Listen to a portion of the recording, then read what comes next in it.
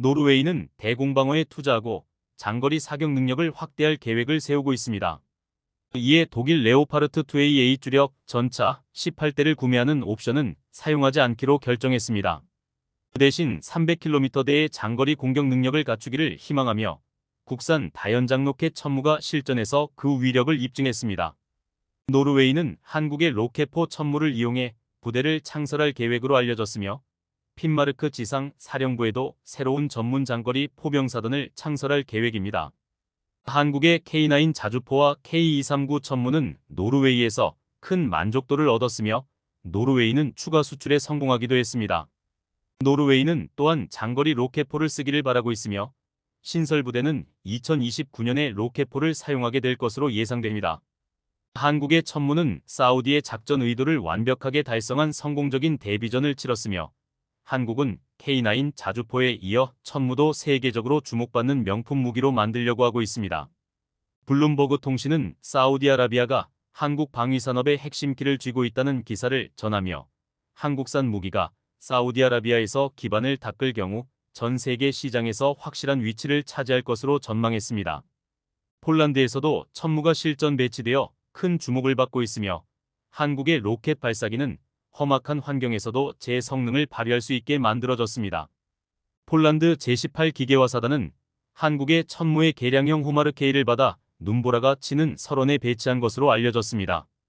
이에 대한 사진이 공개되면서 폴란드에서 한국의 군사기술에 대한 큰 관심이 쏠리고 있습니다. 이는 한국의 군사기술이 세계적으로 인정받고 있음을 보여주는 사례 중 하나입니다. 노르웨이는 K2 전차를 선택하지 못했지만 현재는 K239 천무에 큰 관심을 보이고 있습니다. 노르웨이는 한국의 로켓포 천무를 이용하여 새로운 부대를 창설할 계획을 가지고 있습니다.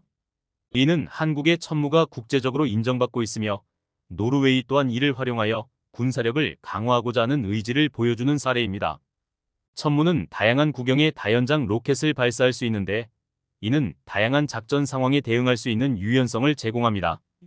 또한 최대 사거리 약 300km의 지대지 미사일도 발사할 수 있어 노르웨이가 필요로 하는 방공 시스템에 매우 적합한 무기입니다. 이러한 다양한 기능과 성능을 통해 천무는 노르웨이의 군사력을 강화하는 데 기여할 수 있는 잠재력을 갖추고 있습니다. 천무는 K9 자주포와 함께 한국이 세계적으로 주목받는 명품 무기로 만들려는 노력이 있습니다. 이는 한국의 군사기술력과 무기 제조 능력이 국제적으로 인정받고 있음을 보여주는 것입니다. 또한 이러한 노력은 한국이 군사 분야에서 글로벌한 선도적 역할을 수행하고자 하는 의지를 나타내는 것으로 해석될 수 있습니다. 천무는 한국군이 북한의 도발에 대비해 배치해 놓은 다연장 로켓으로 주요 육군 군단 포병여단과 해병대에 한 개 대대 이상씩 배치되어 있습니다. 이는 한국이 군사적 위협에 대비하고 국방력을 강화하기 위해 천무를 전략적으로 운용하고 있음을 보여줍니다. 이러한 배치는 한반도의 안보를 강화하고 국가 안전을 보호하기 위한 노력의 일환이라고 볼 수 있습니다. 노르웨이 군당국은 지상군을 위한 다층 방공 시스템 구축의 필요성을 인지하고 있습니다. 이에 따라 천무 등 로켓포 구매를 추진하며 신설 포병부대가 새로운 장거리 로켓포를 쓰기를 바라고 있습니다. 이는 노르웨이가 국방력을 강화하고 군사적 위협에 대비하기 위해 천무와 같은 고성능 로켓포를 도입하고자 하는 의지를 보여주는 것으로 해석될 수 있습니다. 이러한 노력은 노르웨이의 군사력을 현대화하고 국방력을 강화하는 데 기여할 것으로 기대됩니다. 노르웨이는 대공방어에 투자하고 장거리 사격 능력을 확대할 계획을 세우고 있습니다. 이에 따라 독일 레오파르트 2AA 주력 전차 18대를 구매하는 옵션은 사용하지 않기로 결정하였습니다. 이러한 결정은 노르웨이가 군사력을 현대화하고 국방력을 강화하기 위해 전략적으로 자원을 투자하고 있는 것으로 해석될 수 있습니다. 또한 이러한 결정은 노르웨이가 군사력을 강화하는 데 있어 로켓포와 같은 장거리 사격 능력에 더 많은 중점을 두고자 하는 의지를 나타내는 것으로 해석될 수 있습니다. 노르웨이의 사례와 함께 인도 육군 참모총장이 K9 자주포 추가 도입과 드론 구매를 위해 한국을 방문한 사실은 한국의 군수산업이 세계적으로 주목받고 있음을 강조합니다. 특히 인도는 중국과의 국경 분쟁이 심화되면서 K9 자주포와 같은 한국산 무기를 추가 구매하고 있으며 이를 통해 한국의 군수산업이 국방력을 강화하고 국가 안전을 보호하는 데 큰 역할을 하고 있습니다. 한국의 군수산업은 최근 세계적으로 인기를 끌고 있습니다. 인도 육군 참모총장이 K9 자주포 추가 도입과 드론 구매를 위해 한국을 방문한 것과 같이 한국산 무기가 세계적으로 인기를 끌고 있습니다. 이러한 인기는 한국의 군수산업이 세계적인 경쟁력을 갖추고 있음을 보여주는 결과입니다. 특히 인도는 중국과의 국경 분쟁이 심화되면서 K9 자주포와 같은 한국산 무기를 추가 구매하고 있습니다. 이를 통해 인도는 국방력을 강화하고 국가 안전을 보호하는 데 큰 역할을 할 수 있습니다. 이러한 인도의 선택은 한국의 군수산업이 세계적으로 인정받는 기술력과 품질을 갖추고 있음을 보여주는 결과입니다. 한편 한국의 군수산업은 국방력을 강화하고 국가 안전을 보호하는 데 큰 역할을 하고 있습니다. 이를 통해 한국은 국제적인 안보 환경에서도 안정적인 국가로 자리 잡을 수 있습니다. 따라서 한국의 군수산업은 국가 안보와 국제적인 경쟁력을 강화하는 데 큰 역할을 할 것으로 기대됩니다. 특히 인도는 K9 바지라를 추가 도입하고 있으며 사우디아라비아는 한국산 무기를 도입하여 군사력을 강화하고 있습니다. 이러한 국제적인 수출 활동으로 한국의 군수산업이 글로벌 시장에서 주목을 받고 있음을 확인할 수 있습니다. 사우디는 최근 남부 국경 인근 사다 지역에서 후티 반군을 타격해 화제가 되었습니다. 이번 공격에서 주목해야 될 점은 사우디 포병이 사용한 무기가 천무라는 것입니다. 천무는 40km 이상의 거리를 타격할 수 있는 무기로 이번 공격에 활용되었습니다. 이는 천무가 실전에서 처음 사용된 데뷔전이었으며 사우디가 한국산 무기를 활용한 것으로 추정되고 있습니다. 후티 반군은 사우디의 포격에 대응하지 못하고 있으며 이는 천무의 고사격 능력을 보여주고 있습니다. 사우디아라비아는 최근 5년간 전 세계 무기 수입의 8.6%를 차지하며 세계에서 두 번째로 큰 무기 수입국으로 평가되고 있습니다. 또한 사우디의 무기 수입 규모는 지금도 크게 늘어나고 있으며 이번 천문의 활약으로 한국산 무기를 대거 구매할 것으로 예상되고 있습니다. 이는 한국의 군수산업이 글로벌 시장에서 큰 주목을 받고 있음을 시사하고 있습니다. 그에 반해 중국의 자주포와 로켓포 기술력은 형편없다는 평가를 받고 있는데 지난해 중국은 자신들의 로켓 기술을 과시하며 비웃음을 산 적이 있습니다. 또한 중국 소방대가 산불 진화를 위해 24연장 122mm 다연장 로켓을 보유하고 있다고 해서 주목을 받았습니다. 이 다연장 로켓 소방차는 산림화재 대응을 위해 군용 다연장 로켓 기술이 적용되어 있으며 한 번에 24발의 소화제 로켓을 발사할 수 있고 사거리는 13km로 알려져 있습니다. 그러나 미국에서는 이러한 소방차를 만들지 않는 이유는 소화 효과가 검증되지 않았고 불량으로 인해 불이 더 확산될 우려가 있으며 잘못하면 민간 지역으로 떨어질 수 있는 우려가 있다고 합니다. 이러한 상황에서도 중국이 이러한 기술을 보유하고 있다는 점에 대한 의문이 제기되고 있습니다. 그러한 중국과 달리 한국은 자주포와 로켓포 관련 기술에서 최고 수준을 달리고 있어 앞서 소개해드린 사례들 외에도 세계 각국의 주목을 받고 있습니다. 앞으로도 우리 방산업이 세계 평화에 기여하는 것은 물론 우리 경제에도 크게 이바지할 수 있기를 바랍니다. 국제방산 시장에서 실전을 거친 무기와 거치지 않은 무기는 완전히 다른 출발점에서 경쟁을 시작한다고 할 수 있습니다. K9 자주포와 FA-50이 한국 무기 중 최고의 베스트셀러가 될 수 있었던 것도 K9은 연평도 포격전에서 FA-50은 필리핀 공군의 반군 진압으로 각각 실전에 투입되어 그 성능을 증명해냈었던 덕이 컸었습니다. 물론 실전이 모든 걸 대변해주지는 않지만 무기의 신뢰도를 높이는 데에는 실전 사례만한 것이 없다는 것도 사실이죠. 그리고 얼마 전 한국 방산을 대표하는 또 다른 무기 천무 다연장 로켓이 최초로 실전 투입되었다는 놀라운 소식이 전해졌는데요. 첫 실전에서도 카탈로그 그대로의 스펙을 증명해내며 한국 방산의 격을 한층 더 높여주었다고 합니다. 과연 무슨 일이 있었던 것인지 자세한 소식 알아보도록 하겠습니다. 이스라엘 전쟁을 시작으로 중동 전체로 전쟁의 불길이 번져나가고 있습니다. 특히 중동의 맹주라고 할 수 있는 사우디아라비아가 이란의 지원을 받고 있는 예멘 후티 반군과의 교전을 다시 시작하며 중동 전체가 만려되는 대전쟁으로 이어질 수 있다는 우려를 받고 있는데요. 그리고 지난 12일 사우디아라비아군이 후티 반군에 대한 공격을 실시했다는 소식이 전해지며 중동 국가들에게 충격을 선사했습니다. 중동 오신트를 통해 사우디군이 예멘의 사다 지역에 위치한 후티 반군의 주둔지에 포격을 가했다는 소식이 전해진 건데요. 이번 공격은 지난달 있었던 후티 반군의 공격에 대한 사우디군의 반격으로 추정되고 있습니다. 지난 10월 31일 후티 반군은 사우디와의 휴전을 깨고 1년 6개월 만에 사우디군을 공격했는데요. 블룸버그의 보도에 따르면 예멘 국경에 위치한 남서부 자잔 지방에서 후티 반군과 사우디군이 교전하며 사우디 군인 4명이 숨졌다고 합니다. 이는 후티 반군이 이스라엘을 향해 발사한 미사일을 사우디군에서 요격하자 이에 반발하며 사우디 군을 공격한 것으로 분석되고 있는데요. 그리고 이번 사우디군이 포격한 후티 반군 주둔지가 당시 공격을 주도했던 후티 반군 부대가 주둔하고 있는 곳으로 알려졌습니다. 이번 포격으로 후티 반군 측에서는 최소 5명의 사상자가 발생했다고 알려졌으며 사우디군과 후티 반군의 교전이 다시 시작되는 것은 아닌지 우려가 커지고 있습니다. 그런데 일부 군사 전문가들은 이번 공격이 포격이었다는 점에 주목했는데요. 후티 반군의 주둔지가 위치해 있는 사다아 지역은 가장 가까운 사우디 국경에서도 최소 45km 이상 떨어져 있는 지역입니다. 또한 반격을 당할 수 있는 국경 바로 앞까지 군을 끌고 가 포격을 날렸을 리가 없으니 국경 최소 10에서 20km는 더 떨어진 지점에서 포격을 날렸으리라고 예측해 볼 수 있는데요. 그런데 현재 사우디 육군이 보유한 무기 목록들을 흩어보면 이 정도 거리에서 포격을 가할 공격수단이 없다는 것입니다. 우선 사우디 군이 보유한 곡사포 계열 무기로는 미국의 M109 자주포와 중국의 PLG-05 자주포, 프랑스의 세자레 자주포 등이 있는데요. 이 중 어떤 자주포도 50km 이상 떨어진 후티 반군 주둔지를 공격할 만한 사정거리를 가지고 있지 않습니다. 사우디 포병이 보유한 곡사포 이외의 무기로는 미국의 M270 다연장 로켓도 있는데요.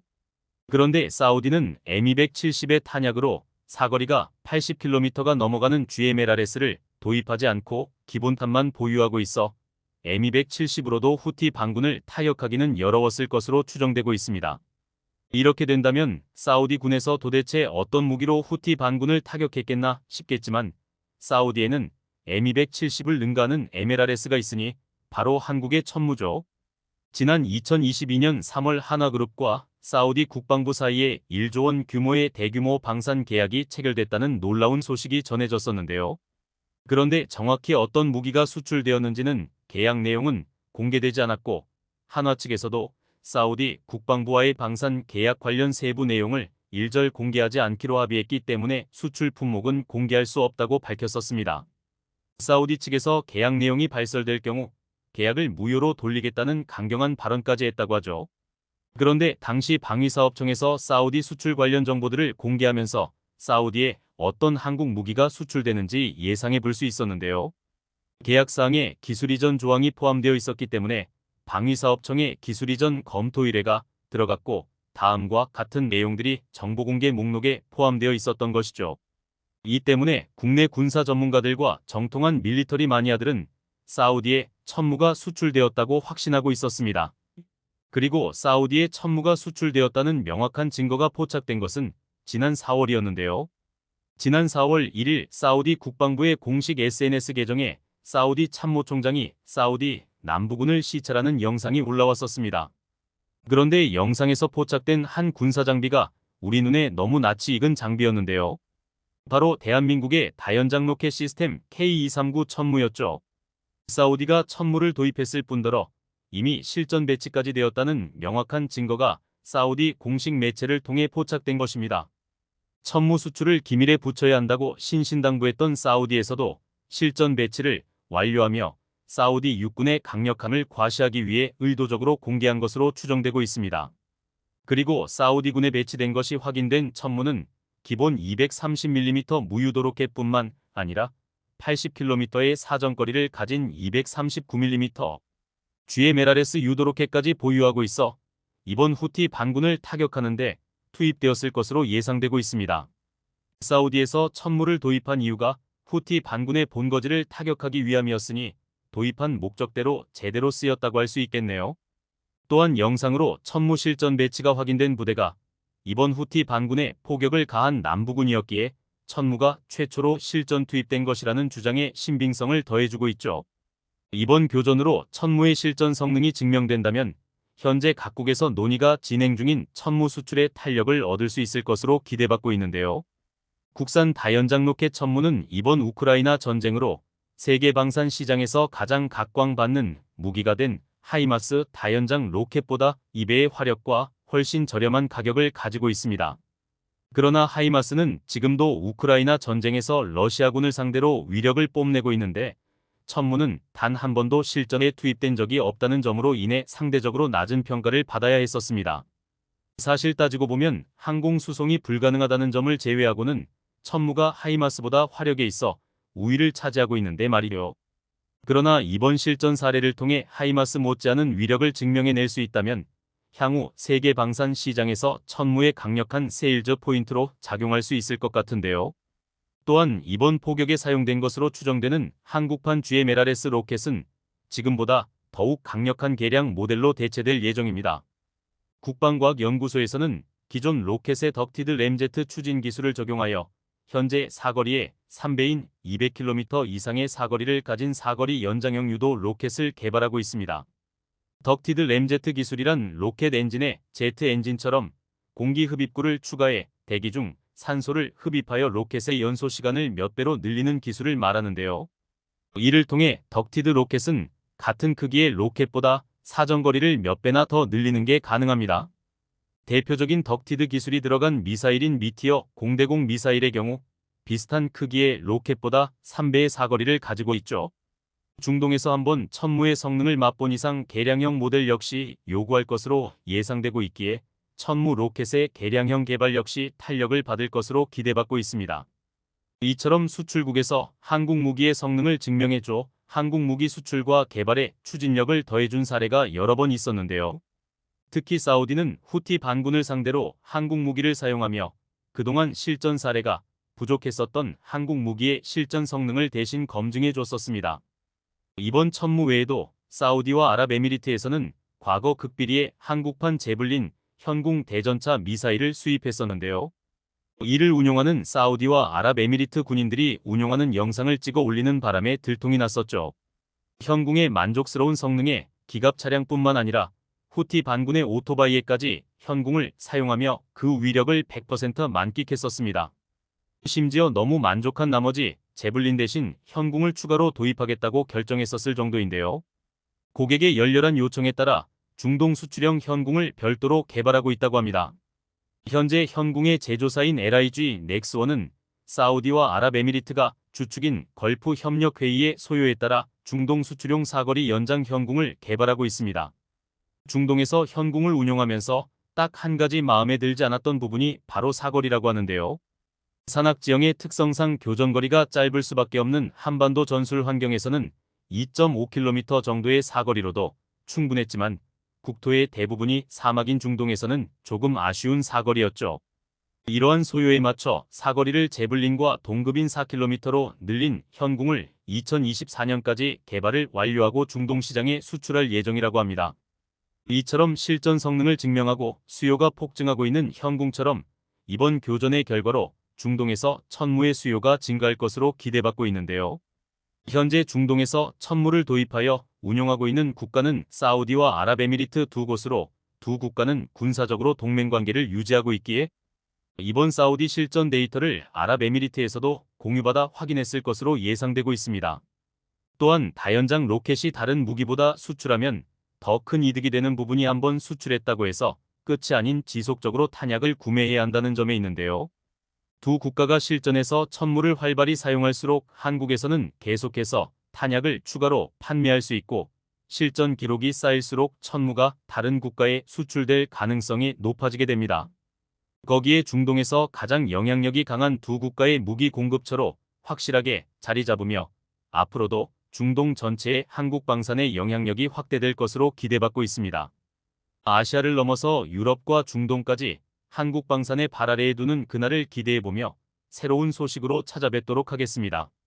최근 들어 가장 뜨거운 관심을 받는 한국 무기를 꼽으라면 천무 다연장 로켓포를 빼놓을 수 없을 것입니다. K9 FA50에 이어서 한국 방산의 수출 대박 신화를 이어갈 새로운 무기로 꼽히고 있기 때문인데요. 대체 불가 포지션의 가성비도 뛰어나다는 특징이 앞서 성공했던 다른 무기들과 똑 닮았습니다. 말하자면 한국 방산만의 승리 공식인데요. 이런 전략이 연타석 홈런을 치자 슬슬 다른 나라들이 이를 베끼려고 하고 있죠. K9이나 FA50은 지금도 지속적으로 이런 도전을 받고 있지만 대부분의 경우에서 이를 물리치고 시장에서 1인자 지위를 손에 넣었습니다. 그리고 이제는 천무 역시 이런 시련을 넘어서야 하는 단계인데요. 현재 천무의 자리를 노리고 덤벼오는 경쟁 기종들에 대한 소식과 천무가 어떻게 이 도전을 극복하고 있는지 함께 알아보도록 하겠습니다. K239 천무 다연장 로켓포는 한국이 2009년부터 개발해 2015년 실전 배치한 포병 무기입니다. 천무 차량 한 대로 다양한 탄종을 발사할 수 있으며 자동화를 통해 극도로 효율적인 사격 반응 시간과 재장전 시간을 구현한 모델입니다. 한국군에서 미군의 M270 MLRS를 운용했던 경험을 토대로 국산 개발한 무기인데 실제로 만들어낸 성능은 MLRS보다 월등한 수준이라 청출어람의 본보기라고 할 만하죠.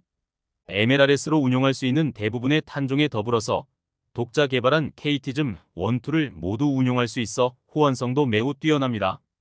그러면서 차량 가격은 불과 30억 원 내외. 탄약은 별매라지만 그걸 감안하고도 획기적인 가격입니다. 천무가 이렇게 훌륭한 성능과 가격을 갖춘 데에 더불어서 동급에서는 유일한 경쟁자로 꼽히던 MLRS는 단종되기까지 했습니다. 천무는 곧바로 로켓포 체계에선 유일무이한 존재를 꿰찼죠. 미국은 MLRS보다는 한 단계 체급이 낮은 하이마스로 로켓포 체계를 일원화하기로 했는데 이는 수송기를 이용하기 위한 결정이라서 수송기를 포병 전력 전개에 활용하지 않는 대부분의 수요국에게는 상관이 없는 사안이었습니다. 그래서 그런 국가들에게 하이마스는 그냥 이유도 없이 체급만 작은 무기가 되어버렸습니다. 하지만 그럼에도 불구하고 사고 싶어하는 나라가 줄을 설 정도로 로켓포는 유용한 무기체계입니다. 실제로 하이마스는 감당하기 어려울 만큼의 주문이 밀려있던 상태였고 이로 인해서 오히려 팔려고 해도 못 파는 상태였는데요. 여기서 수출 시장의 혜성처럼 나타난 것이 한국의 천무였던 것입니다. 작은 체급을 감안하고 사야 했던 하이마스와 달리 천무는 단종된 MLRS와 거의 같은 체급이었고 성능은 오히려 더 뛰어났습니다. 뿐만 아니라 한국 방산 특유의 철저한 납기와 빠른 인도도 보장됐죠. 그래서 천무는 MLRS의 수요를 전부 흡수한 데다가 하이마스의 수요 일부까지도 빼앗아오며 이미 수조 원의 판매고를 올렸습니다. 앞으로의 전망도 창창합니다. 이렇게 잘 나가다 보니 이미 천무를 따라하려는 카피캣이 속속 등장하는 상황인데요. 정작 이들이 만든 짝퉁 천무들은 성공의 이유를 제대로 이해하지 못한 것 같습니다. 어딘가 어설픈 모습이 많이 보였죠. 우선은 튀르키예가 만든 것들이 있는데요. TRG라고 불리는 체계입니다. 주력 로켓으로는 TRG-230을 사용하며 직경 230mm의 사거리는 20에서 70km입니다. 로켓이지만 GPS나 레이저를 통한 유도 기능이 있으며 일반적인 고폭탄두와 집속탄과 비슷한 효과를 내는 에어버스터 텅스텐 탄두를 탑재할 수 있죠. 다른 탄종으로는 에이테킴스와 비슷한 역할을 하는 610mm 보라와 122mm 로켓, 300mm 로켓이 있습니다. TRG는 튀르키예가 그동안 T-122 사카리아를 운용하면서 느낀 한계를 개선해서 반영한 무기입니다. 사카리아는 러시아의 BM-21 그라드를 추종해서 만들어진 체계였는데요. 122mm라는 작은 축에 속하는 탄약을 사용하는데도 불구하고 로켓 발사의 반동을 잡아줘야 하는 서스펜션과 아웃트리거 지지대가 전혀 제 역할을 하지 못했다고 합니다. 이는 곧 쏠 때마다 사격 재원이 뒤죽박죽이 되고 로켓의 명중률이 극도로 떨어진다는 것을 의미합니다.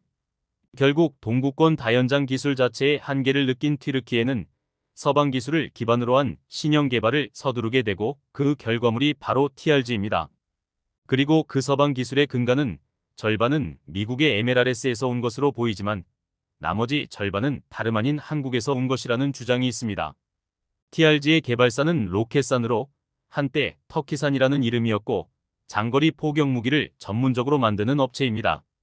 그런데 이 터키산이라는 이름이 우스갯소리인지 정말인지 몰라도 한때 한국이 튀르키예의 방위산업을 많이 도와주던 시절에 현지의 한국인 직원들이 터키산 하는 소리를 그대로 따서 만들었다는 루머가 있습니다. 실제로 그 당시에 한국과의 방산 협력의 증거로 남아있는 것이 K2의 배다른 형제 알타이와 K9의 배다른 형제 푸르트나죠.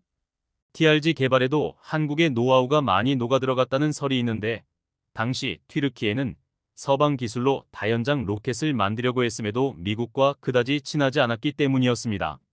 미국 대신에 다연장 로켓 기술을 의존할 수 있는 선택지는 그다지 많지 않았는데요.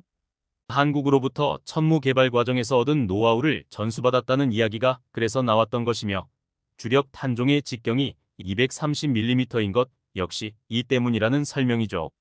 하지만 또 하나 이들이 의존할 수 있었던 국가가 있었고 이건 루머 수준이 아니라 기정사실입니다. 바로 중국이죠. 튀르키예는 T-300 카슬가라는 다연장 로켓포를 운용하고 있는데 이는 총 244문으로 튀르키예 육군 다연장 전력 중에서 가장 큰 비중을 차지하고 있는 수준입니다. 그리고 이 T-300이 사실은 중국의 대구경 다연장 WS-1의 라이센스 생산품입니다. 라이센스 생산을 도맡아 하는 업체가 바로 로켓산이었고 TRG는 중국 기술을 바탕으로 마무리되었다는 것이 정설인 것입니다. 튀르키예는 결국 동구권 기술에서 완전히 벗어나진 못한 셈인데 최근에 중국은 러시아를 필두로 한 동구권 기술에 머무르지 않고 앞서 나가는 미국의 기술을 적극적으로 베끼고 있기 때문에 튀르키예의 수요를 충족시킬 수 있었던 것으로 보입니다. 튀르키예가 공개한 TRG의 모습을 살펴보면 300mm 같은 대구경 포드를 달고 있는 상황에서도 서스펜션이 균형을 잘 잡고 있으며 아웃트리거 지지대 역시 작지만 효율적인 형상으로 바뀌어 있음을 확인할 수 있습니다. 바로 이 부분에서 튀르키예는 중국의 기술을 받아들였다는 분석이 많죠. 결국 TRG는 튀르키예, 러시아, 중국, 한국의 기술이 뒤죽박죽된 무기체계가 되었는데 정작 종합적인 성능이 뛰어나다는 평가는 없습니다. 게다가 러시아와 중국 성분의 기술이 들어갔다는 점에서 수출 역시 쉽지 않을 예정이죠. 그렇다면 그 중국이 만든 다연장 로켓은 어떨까요? 튀르키예의 TRG는 외견부터 중국 노린코사의 SR5와 닮았다는 소리를 들었습니다. 다만 이쪽은 MLRS보다는 하이마스에 가까운 설계 사상으로 만들어진 무기로 중량을 줄여서 수송기를 통한 전개를 꾀하고 있죠. 696 트럭 셰시를 기반으로 하며 모듈식 교체 가능한 로켓 포드를 사용합니다. 발사 차량에는 크레인이 통합되어 있으며 외부 도움 없이 로켓 포드를 재장전할 수도 있습니다. 중량은 25톤으로 억눌렀으며 덕분에 Y9 수송기에 실을 수 있어 하이마스와 비슷한 방식으로 운용됩니다. 하지만 로켓 포드는 한 개가 달린 하이마스와 달리 두 개까지 달 수 있는데 같은 탄종이라면 재장전 없이 2배의 화력을 투사할 수 있다는 의미이므로 중국이 꽤 신경 써서 만들었다는 것을 알 수 있습니다. 다만 결과적으로 화력은 탄약의 품질에 좌우되기 마련이라 각종 강력한 탄약을 사용할 수 있는 하이마스와는 일장일단이 있는 것으로 분석되고 있습니다. SR-5는 이를 또 다른 방법으로 벌충하려고 했는데요. 122mm, 220mm, 300mm, 700mm 등 다양한 탄종을 호환시킨 데다가 자폭 및 정찰용 무인기 발사대로도 이용할 수 있게 만들어져 있습니다. 이렇게 보면 나름의 이점도 갖추고 있고 최신 트렌드에도 민감한 좋은 기종으로 여겨지는데요. 정작 이 기종은 모국인 중국에서도 채용되지 않았습니다. 자국 내 타 기종과의 경합도 이기지 못했기 때문이었는데요. 거의 봉고차처럼도 보이는 어설픈 차체의 외형처럼 이들이 주장하는 성능도 어딘가 어설펐기 때문으로 분석되고 있습니다. 노린코사는 대부분의 무기를 수출까지 염두에 두고 개발하는데 SR5의 경우 개발국 군대에서조차 선택받지 못했다는 사실로 인해 알제리, 바레인, 베네수엘라 등 제3세계 국가들에서 극소수만 운용되고 있는 것으로 전해졌습니다. 하이마스를 저격하는 개발 당시의 포부에 비해서는 초라한 성적이죠. 수출 시장에서 이들 체계의 실패는 잘나가는 하이마스나 천무의 성공 원인을 잘못 분석한 탓입니다. 시장에서 성공하려면 뛰어난 가성비를 갖추고 유일무이한 포지션이 되어야만 하는데 이는 결국에는 성능이 뒷받침되어야만 가능한 일입니다.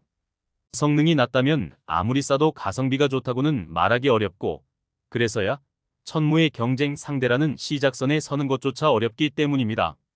그래서 결국 이들은 도입 검토 단계에서 유일무이한 천무에 밀려 후보로도 꼽히지 못하는 그런 어중간한 물건들로 끝나고 말았습니다.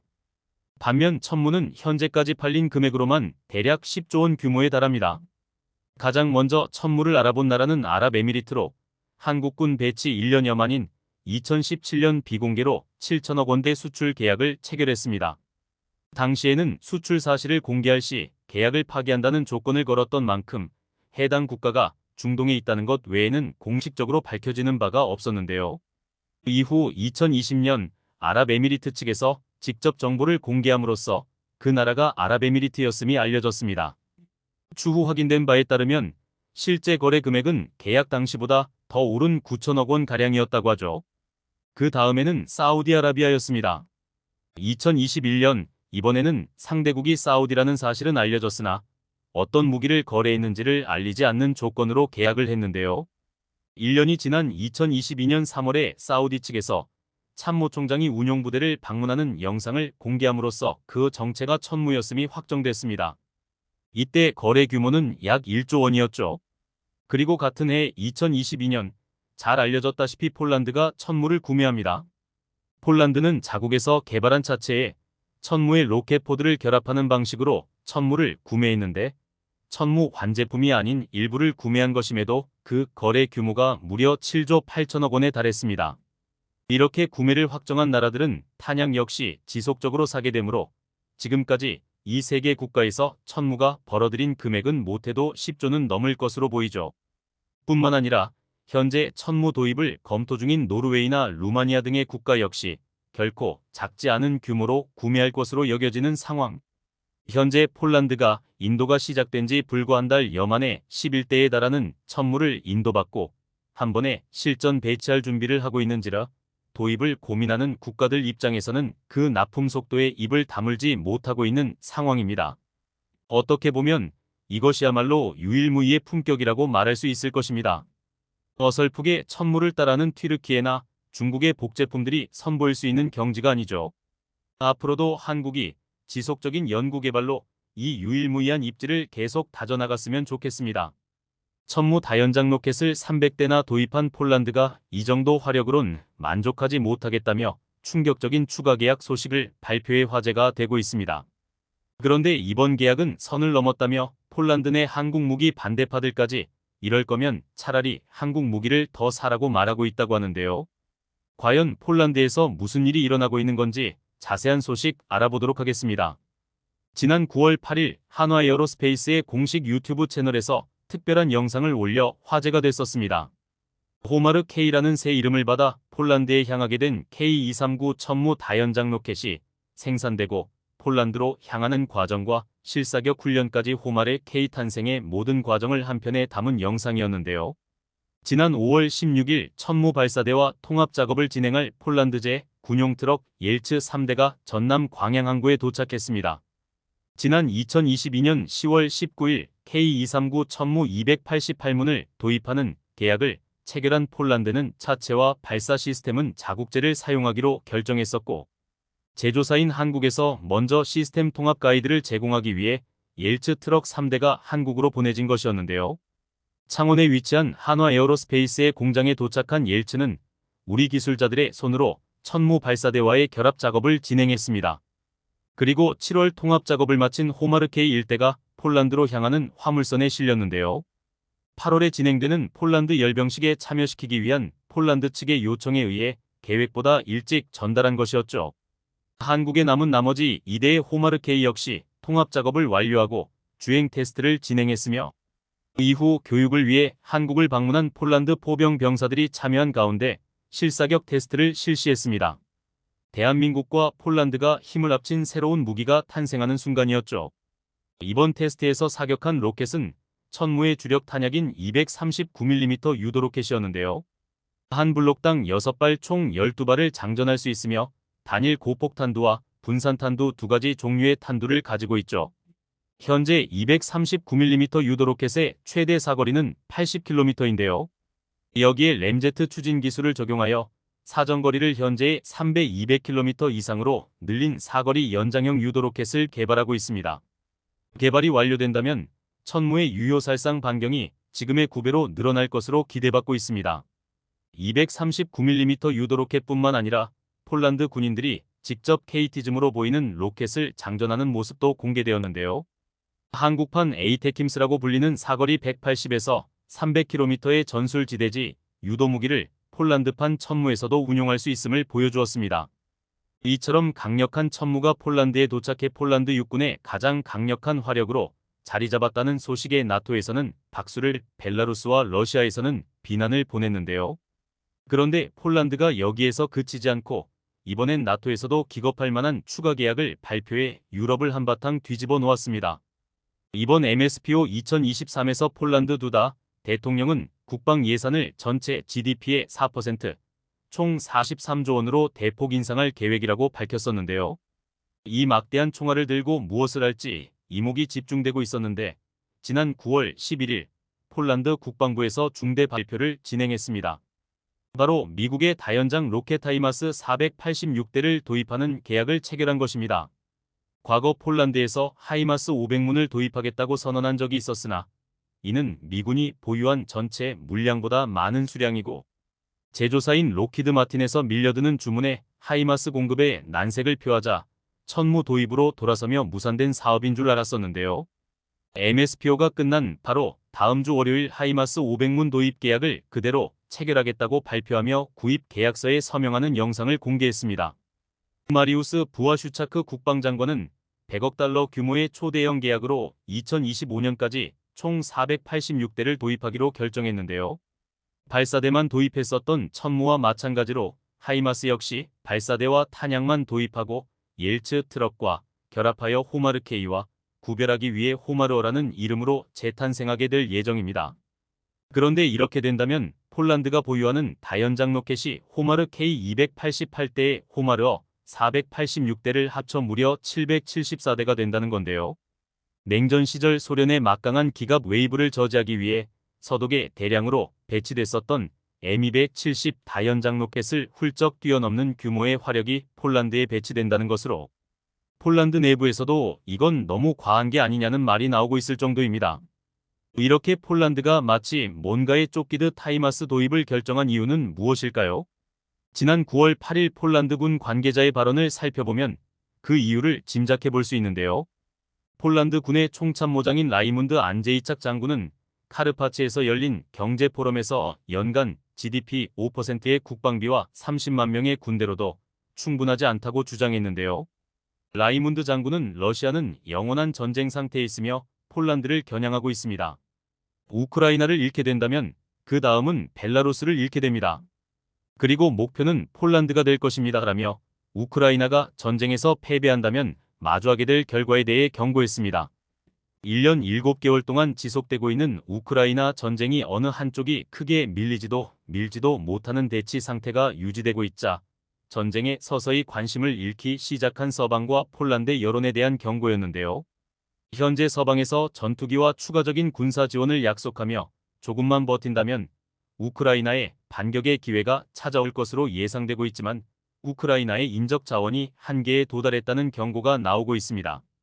최근 우크라이나에서는 우려했던 병역 기피 현상이 심화되고 있습니다. 지난 8월 24일 영국 BBC는 우크라이나 청년들이 더 이상 전쟁터에 가고 싶지 않아 한다는 기사를 보도했는데요.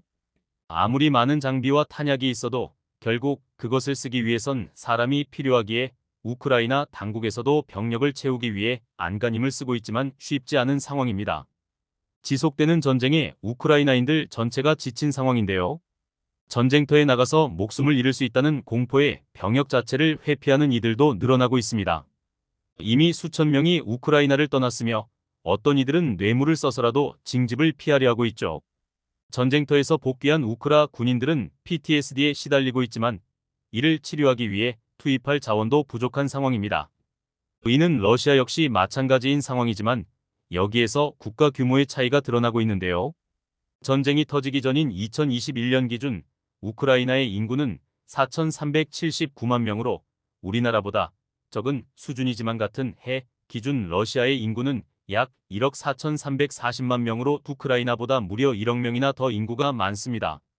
3배나 되는 인구수 차이는 결국 동원할 수 있는 병력의 차이로 이어지며 서방의 무기 지원이 계속된다 하더라도 결국 전쟁이 끝까지 간다면 러시아가 이길 수밖에 없다는 것이죠. 여기에 엎친 데 덮친 격으로 우크라이나군 수뇌부에서 비리 문제가 터져나오며 지휘 시스템이 흔들리고 있는 상황인데요. 이에 폴란드에서도 우크라이나가 정말로 패배할 경우를 대비해야 한다는 목소리가 높아지며 이번 하이마스 500대 도입을 강행하는 결정이 내려지게 된 것입니다. 그런데 아무리 급하다고 하지만 아니 오히려 급한 상황이기에 하이마스 500대 도입은 말도 안 된다는 비판이 제기되고 있기도 한데요. 소식을 들은 폴란드 네티즌들은 날선 비판을 쏟아내고 있습니다. 800대나 되는 다연장 로켓이 필요한 이유를 누가 말해줄 수 있나요? 천무를 대신 구입했더라면 기술 이전과 탄약 생산의 기회가 더 많았을 겁니다. 폴란드 네티즌들은 현재 폴란드 군의 규모로는 하이마스 500대와 천무 300대를 합쳐 거의 800대나 되는 다연장 로켓을 운용할 병력과 여력이 없다고 지적했는데요. 일부 네티즌들은 병력 문제와 군사기술 자립을 위해 하이마스가 아닌 천무를 추가 주문해야 했었다고 주장하기도 했습니다. K239가 하이마스보다 우수합니다. 하이마스는 미국의 파병을 위해 공중 수송할 수 있도록 경량화 설계되었기에 K239는 하이마스의 2배에 달하는 로켓을 탑재할 수 있습니다. 또한 한국의 기술 협력을 통한 공동 개발로 우리의 요구사항에 맞게 조정된 미사일을 획득하여 미국의 통제에서 벗어나 국제무기 시장에서 독립적인 역할을 할 수 있게 될 겁니다. 미국이나 이스라엘의 거래는 우리의 산업을 통제하고 우리의 국가 이익에 반하는 행위입니다. 폴란드 네티즌의 언급대로 K239 천무는 하이마스의 정확히 2배에 달하는 화력을 가지고 있는데요. 이는 하이마스 대비 절반의 수량과 절반의 운용 인력만 있으면 같은 화력을 뿜어낼 수 있다는 걸 의미하죠. 게다가 해외 파병이 잦은 미군과 달리 폴란드에서는 다연장 로켓을 항공 수송할 필요성도 전혀 없기 때문에 폴란드 군의 상황에서는 하이마스보다 천무가 더 적합한 무기체계라는 사실은 모두가 알고 있습니다. 또한 한국 무기의 높은 자동화 수준은 다른 서방 무기들에 비해 적은 인력으로도 운용하는 게 가능한데요. K2, K9의 자동장전 시스템을 통한 승무원 감축은 폴란드의 선택에 큰 영향을 미쳤었습니다. 그랬던 폴란드가 이제 와서 2배나 되는 승무원이 필요한 하이마스를 도입하겠다고 하니 한국 무기를 반대했던 폴란드 반대파들의 입장에서도 어안이 벙벙한 상황입니다. 또한 폴란드 언론에서는 이번 하이마스 도입으로 미국으로부터 미사일 기술을 이전받을 수 있으리라고 기대하고 있는 것 같은데요. 폴란드의 기대가 헛된 기대라는 걸 우리나라만 보아도 알 수 있습니다. 미국과 더 깊은 동맹관계이며 미국 무기를 가장 많이 구매했었던 우리나라조차 미국에서 기술 이전을 거부당하며 무기 개발에서 수없이 좌절을 겪고 결국 자체 개발을 통해 문제를 극복해 왔었습니다. KF-21 개발 사업에서 미국이 핵심 기술 이전을 거부하며 전투기 개발 사업 자체가 파토날 뻔하기도 했었죠. 폴란드에서 막연히 많이 사주면 기술을 이전해 줄 거라 기대하는 건 미국의 기술 폐쇄성을 얕보고 있는 것입니다. 거기에 로키드 마틴에서도 하이마스 공급이 어렵다고 밝히며 폴란드에서 원하는 물량을 제때 공급해 줄 수 있는지도 불확실한 상황입니다. 반면 한국은 한국 무기를 대량으로 도입한 폴란드를 위해 폴란드 한국화 준비를 척척 해나가고 있는데요.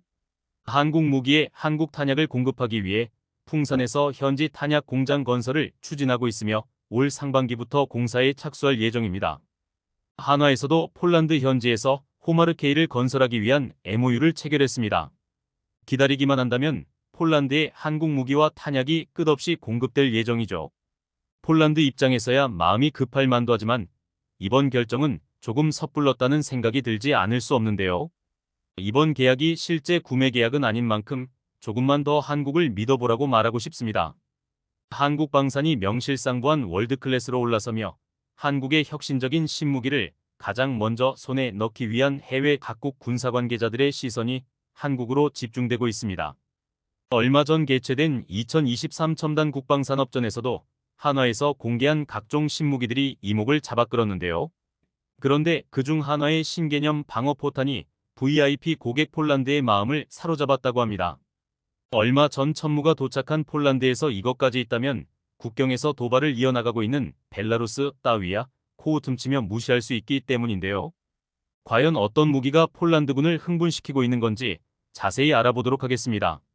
일반적으로 지뢰라고 하면 일일이 손으로 지뢰를 설치하고 그 위를 흙으로 덮는 이미지가 떠오르겠지만 최근 우크라이나 전쟁에서 러시아군과 우크라이나 군이 가장 많이 사용하고 있는 지뢰 설치 방법은 말 그대로 쏴서 뿌리는 것입니다.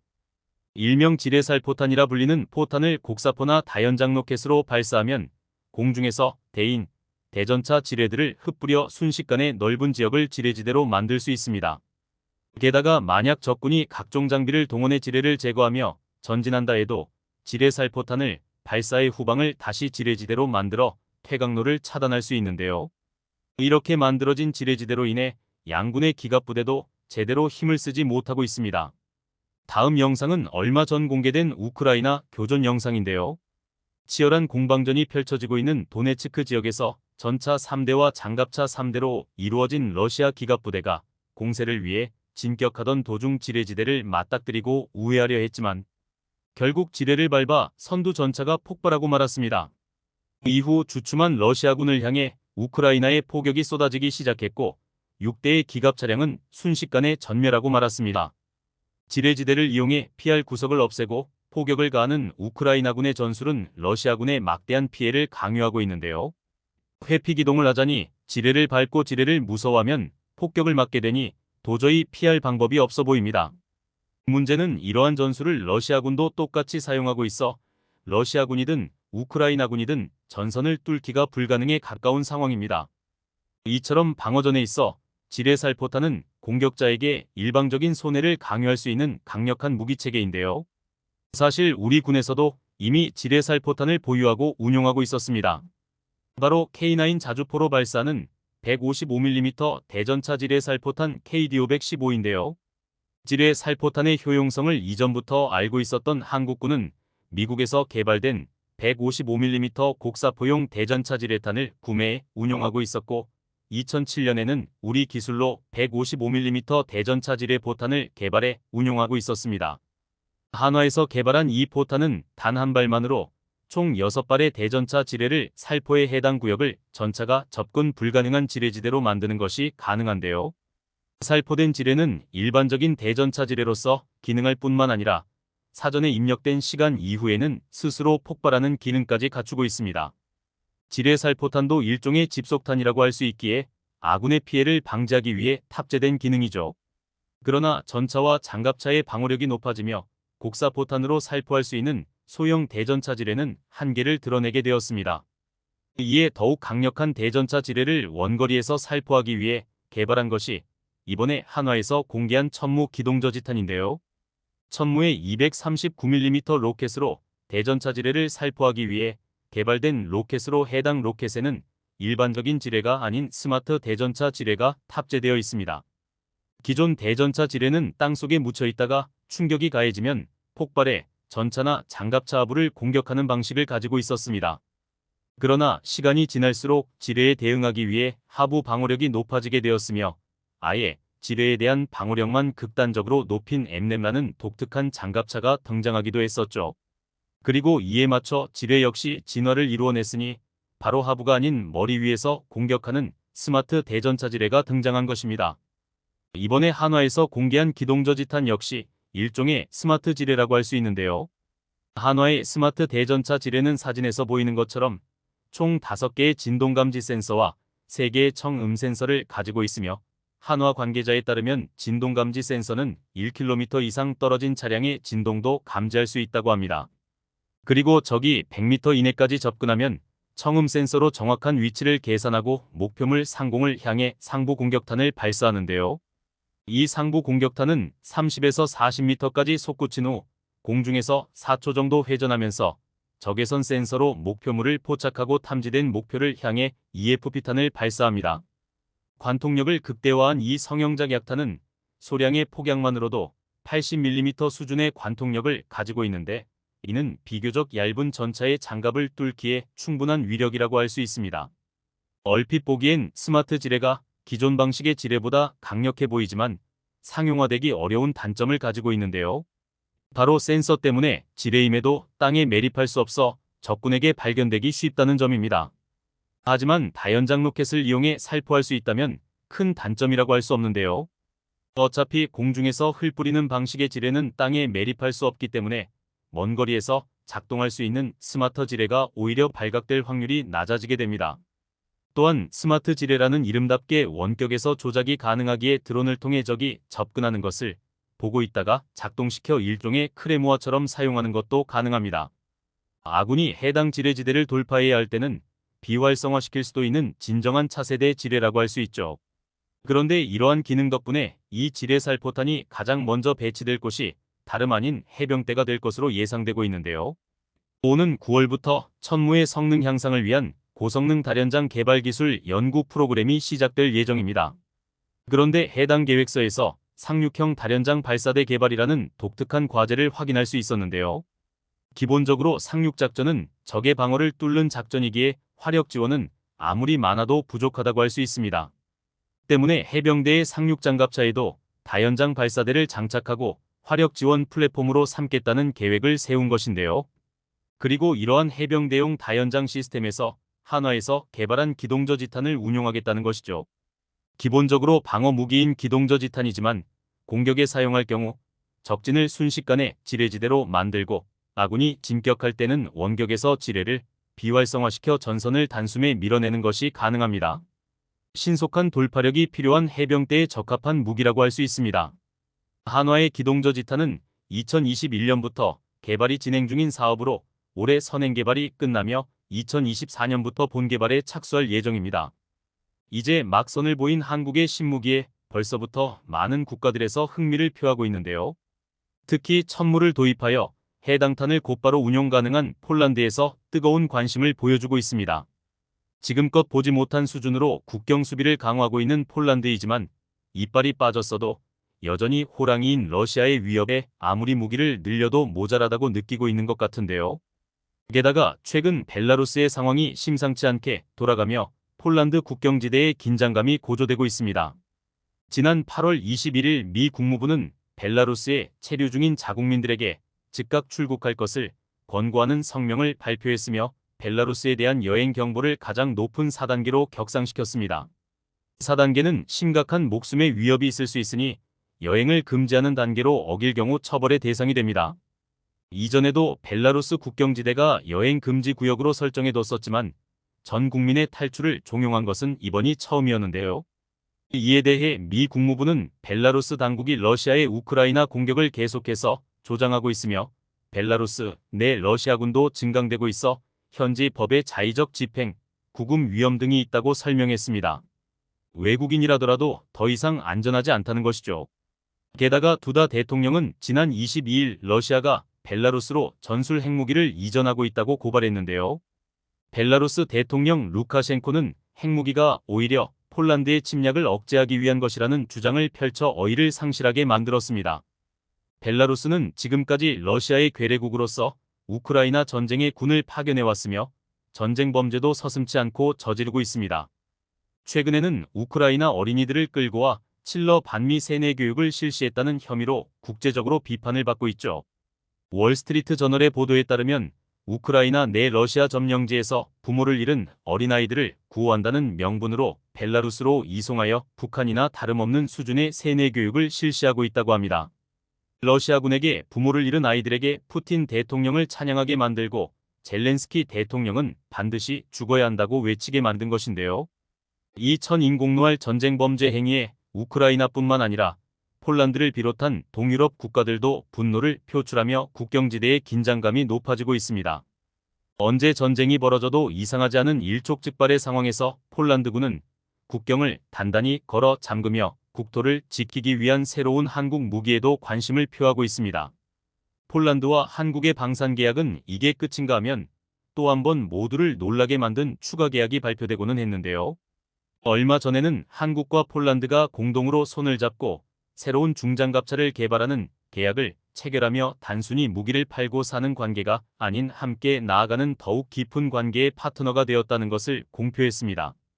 때문에 천무를 도입한 폴란드와 손을 잡고 천무의 신형 탄약을 공동으로 개발하는 것도 얼마든지 가능할 것 같은데요. 우크라이나 전쟁으로 유럽에서 종류를 가리지 않고 탄약에 대한 소요가 높아지고 있기에 한국의 힘으로 폴란드를 유럽의 탄약 공장으로 만들 수도 있을 것 같습니다. 이번에 보여준 것처럼 한국 무기에 멈추지 않는 진화는 폴란드가 한국을 선택한 것이 옳았다는 걸 증명해주고 있습니다. 무기를 팔고 나면 사후 서비스는 나 몰라라 하고 멋대로 단종시켜버리며 부품도 얻지 못하게 하는 경우가 많았는데 한국은 무기를 거듭해서 개량하며 그 발전에 구매국들도 동참할 수 있게 해주고 있죠. 명품의 가치는 시간이 지날수록 드러난다고 하는데 한국 무기에 딱 적합한 표현이라는 생각이 드는 것 같습니다. 한국의 혁신적인 신무기가 등장해 세계를 놀라게 만들 그날을 기대해보며 새로운 소식으로 찾아뵙도록 하겠습니다.